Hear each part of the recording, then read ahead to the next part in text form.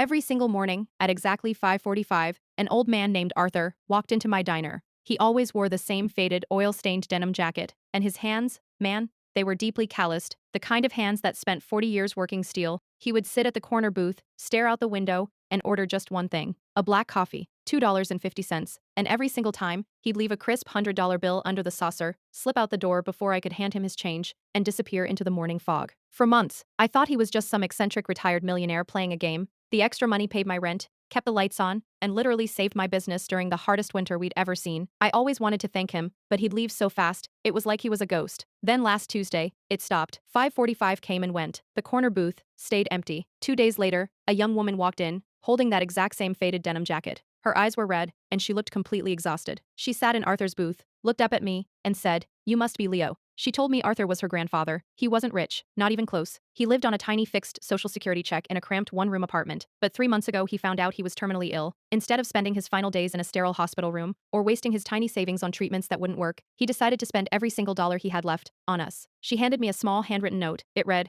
"Leo, your diner is the heart of this town. When my wife passed, your smiles kept me going. I couldn't take this money with me, but I knew, if I gave it to you, you'd keep the warmth alive for everyone else." It turns out, the greatest wealth isn't what you leave behind in a bank account. It's the pieces of yourself you choose to leave in the hearts of others.